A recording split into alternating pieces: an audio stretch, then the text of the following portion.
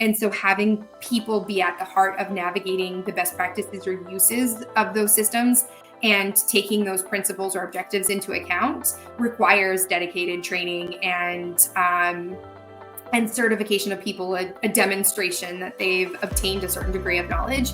And so that's what IAPP has done for almost 25 years now.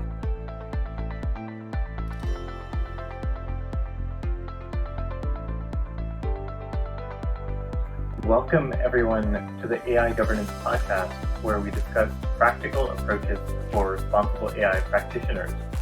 My name is Shankar, and today we're honored to have on the podcast Ashley Casovan, who is the Managing Director of IAPP's AI Governance Center.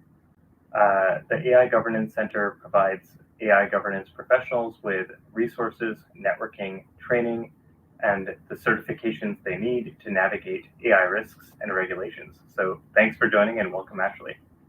Thank you so much. Really happy to be here. So previously, you led the development of the Government of Canada's Directive on Automated Decision-Making, which was published in 2021 and served as a blueprint for how government uses AI around the world. What makes government use of AI different, and how can governments use AI to provide better services responsibly? Yeah, great question, and super nice to see you, Var. And I think that getting the word out on AI governance issues through this podcast is really useful. Part of the work that we're doing, as you explained what IAPP is or in the AI Governance Center in particular, is really helping practitioners to navigate this space. And I do think that the role that public servants are playing when trying to use AI systems to help to advance their service provision is an important topic. It's not something that everybody thinks about, but it's often reported about how backlogged different types of services within governments are. And so the ability to automate some of those, I think, is one of the most important sectors that we can focus on. So I'm happy to see that there's continued action in Canada on this, but also in other nations as well. So to get to your actual question, I think part of the challenge, though, with the public sector is that it's so diverse in the different types of services that it's offering and how AI can be used in those. And so the ability to think about those different contexts and ensure that, for better or worse, public servants are held to a higher standard for how these different types of, just how the services are being delivered. And so that technology, if it's part of that life cycle or value chain in service provision, it's really important that that's done well, it's done safe, it's done responsibly. And really, those were the objectives that we had when developing the Directive on Automated Decision-Making Systems. There's a code of ethics that all public servants need to agree to for any job that they have. And it's a really, really great start and a good intent, but it's not scoped enough for these uses of technology. And so I think that what we did with that directive was really important to recognize the changing nature of work within the public sector and really identify opportunities for where different types of objectives could have more requirements or norms established so that broader commitment to the public is able to be maintained. Great. And yeah, it's been great to see that kind of become kind of a seminal policy instrument that other governments around the world have looked to. You mentioned that the public service is held to a higher standard in terms of managing risks, so having things like explainability and privacy. But should residents also expect a higher standard in terms of service delivery? So, for example, having service delivery in the languages that they speak Like, how should policymakers kind of think about higher standards from AI there? Yeah, I think that's a really, really great example, is that if we're going to um, bring people or have people in the country that require services in various different languages, that's something that a government and therefore government services need to be aware of. Obviously, to a certain limit, but in the Canadian context, we're a bilingual nation, and so that was one of the challenges, is ensuring that all of the services are able to be provided in both French and in English. And then recognizing that we also are a country that has historically and currently been home to people from many different nations for a variety of different reasons. Allowing for service provisions in various different languages is quite important as well.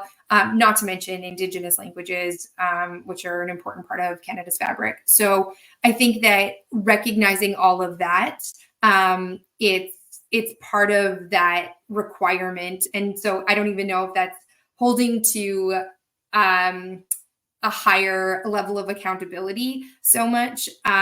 It's just what is expected and required from service providers, from the government as a service provider. But I do think in terms of the higher expectations, what I mean by that is, even we've seen some examples of data breaches in the private sector. And yes, maybe some consumers can vote with their feet and not use that service provider anymore. But when the government does it, that's complete chaos and panic and a lack of trust in the government's ability to do something properly. Also, if you think about, just again, I think maybe this fits more in the requirement category, but when people are getting things like financial benefits from the government, these are things that they rely on to have a healthy life, to make sure that they're fed and housed, etc. And so these are the types of services through benefit provision that are really, really important for the government to do well and to maintain and do appropriately. And so I think all of those things combined, you have this idea of critical services, that it's important that that technology or underlying technology that's helping those service providers and government do right. Great. Switching gears a bit to your current role, could you share a bit about the work of the IAPP AI Governance Center? Yeah. Well, I think that the work that I'm doing now is really building on a lot of that work in the Canadian context. And so what I was able to work on in Canada with the directive was really setting what are those policy objectives, what are the different types of requirements that we want to see from that discussion we just had. What does good or acceptable look like in terms of how those systems are managed and maintained?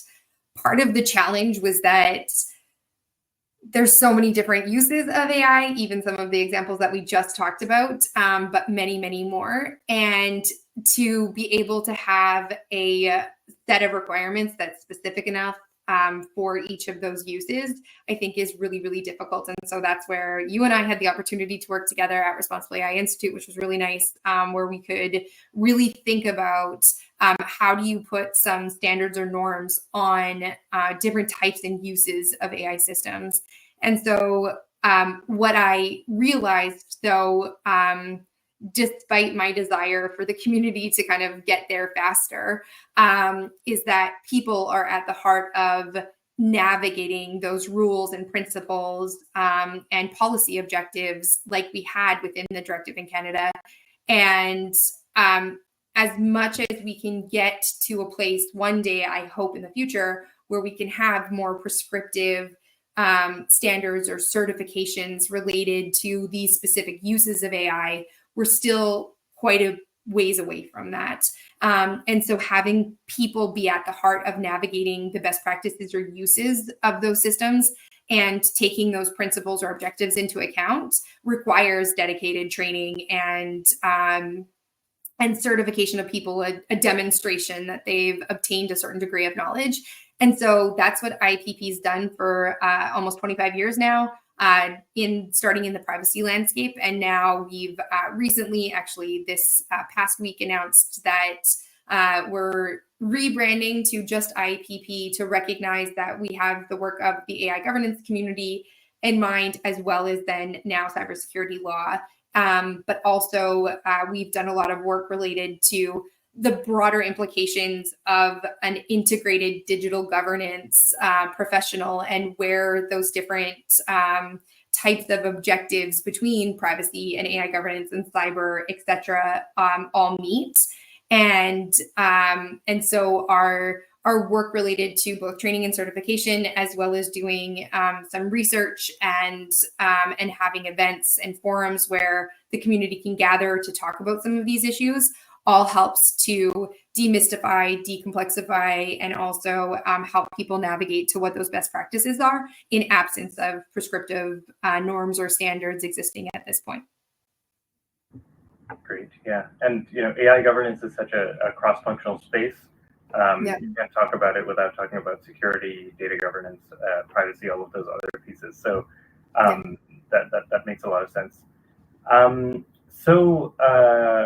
Just looking at the kind of regulatory landscape for AI, you have the AI Act obviously in force now. You have a number of other potential city and state level, both horizontal and really specific AI regulations in the US and elsewhere. As kind of AI becomes increasingly globalized, what are the kind of challenges and opportunities that you see in achieving harmonized standards across different jurisdictions? Yeah, Bar. I don't know. I think this is a challenge. I think there's a lot of really great intent, and we see that in the rhetoric of a lot of what the countries are talking about, especially as the outcomes that we've seen from the G7, from the various different safety summits. So I think also with the Council of Europe's work and the signatories from that being many countries recently. So the intent is definitely there to recognize that AI doesn't have these physical boundaries in how we've governed products or technology previously. At the same time, I think that the nuance still is that we're just not there. And I really hope it's because of a lack of time that needs to elapse to kind of work through all of these problems, understand the uses of AI, understand them in relation to their sectors and some of the rules that already exist. And then to determine, okay, well, what are the gaps from a policy or legislation or standards perspective that need to be filled in. So I think that there will be harmonization. We're starting to see that to some extent around the same use of definitions. We're definitely seeing it from a principle perspective. And we're also starting to see some best practices as it relates to even what the scope of a generative AI system is. So I think there was news in our very niche community that was made when the AI executive order in the US said a generative AI system is 10 to the 26 flops. And so there was a lot of conversations around, well, what does that actually mean? But now we've seen that in the EU AI Act 10 to the 25th, but also in California's SB 1047 legislation that's been passed but not yet signed. So I think that that's just an example of where we're starting to see if something is repeated in multiple places at multiple levels of jurisdiction or oversight, or that's something that's going to move towards a best practice. And so I think that that's, I guess, a small example of harmonization, but I still think that we're a long way off from, again, kind of the level of precision and nuance that we probably need. Yeah, so interesting that you mentioned kind of SB 1047. because its focus is on the most powerful foundation models. And we've also seen, a new government in place in the UK.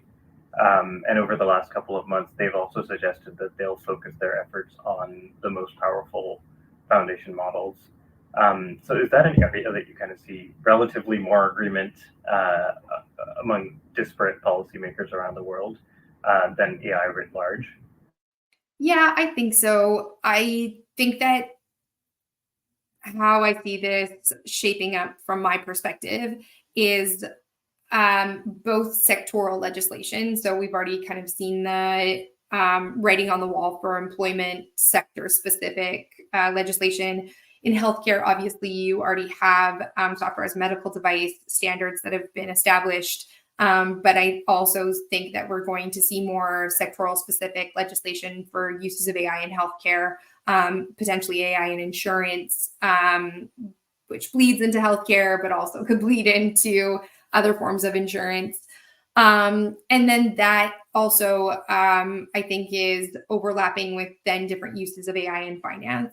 Those are probably the spaces that I see it from a domain or sector specific lens. And then, as you mentioned, I think that we're already seeing evidence both at the US state level in the UK, even in the EU AI Act in Europe, calling out specifically general purpose models or generative AI. There then being an emphasis on these the different types of technology uses.